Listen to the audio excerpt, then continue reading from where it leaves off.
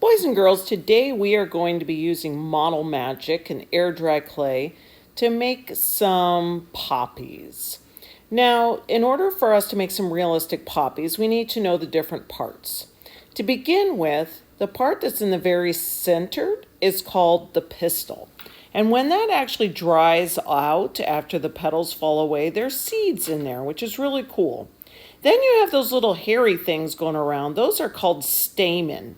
And those are tiny little things that will have the pollen on there. You've seen bees go on there and they get the pollen all on their feet so that they can pollinate other plants. And then the very last thing is that we'll have petals. Usually there are 4 petals on there and they're actually edible. Yum! So you can cut them up and put them on a salad just for a splash of color. So today you're going to be using the air dry clay like I said before.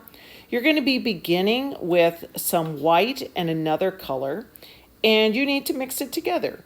Basically, you just fold it over and then pinch, pinch, pinch with your fingers. Fold it over, pinch, pinch, fold it over until you can't see any of the different colors anymore.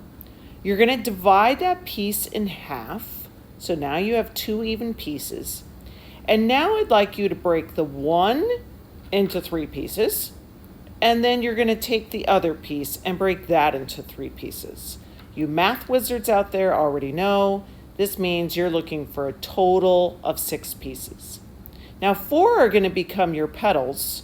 1 is going to become the pistil in the center, and then the other ones are going to become the stamen. We have a box for you to hold your pencil, and you're going to be starting with taking one of those pieces. You're going to roll it up, and your job is to place it on top of your pencil. It's almost like those erasers that you can buy to put on top of your pencil. You're just kind of forming that on there and making sure not to push too hard that you push the actual eraser through the clay, but you're just going to put it on there. And now, in order to get the pistil to look like that little crisscross, you're actually just going to think about if you were cutting up a pie.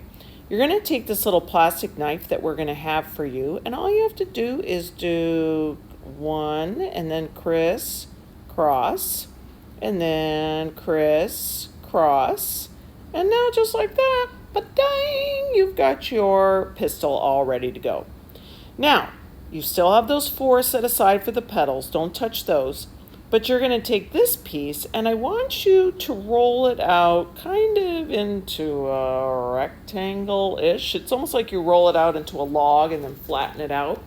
Whatever you do is going to end up being fine. And then you're going to take your scissors, and you're going to cut about halfway into that. Let me show you how. Now, when you cut into the clay, remember you don't want to cut all the way across. You want your cuts to be kind of close together because you're trying to make them look like those individual hairs of the stamen. But you are going to notice that this clay is going to want to stick to each other. So it could very well be that when you cut them and you go to move it, you're going to be like, oh my goodness, they're all stuck together. Don't worry about it. I'll show you in a minute what we're going to do. So you're just going to cut all along the edge. And then you're going to, thank goodness your box is there to hold your stamen for you. You're going to just wrap it around here. And if it actually wraps around again, it's no big deal. Just keep coming. And then you're going to get your cute, adorable little fingers in there and try and spread those things out. So if you look here, you've got that. You're going to make sure it's attached down there at the bottom.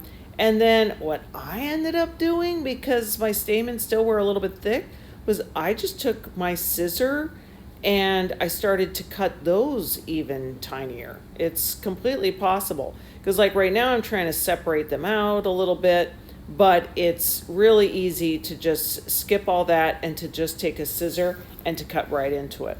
So as you can see here, I'm going around. Some kids even took the pencil out of there and just kind of held it close to their body and would cut and twirl it around. Whatever works for you. Once you've got that done, the rest of this is easy peasy. You're going to take those 4 remaining pieces. You're going to be making petals, and I want you to notice the texture that you see on there. Once you have your first petal kind of pressed out with your fingers into a thin pancake. You can see how it fits pretty much in. Now I have big hands, so yours will probably fill your entire palm. Then you're going to take that plastic knife, and we don't want you to actually cut it. We want you to just leave a little bit of texture on there. And notice that it's almost like I keep making a V from the same place.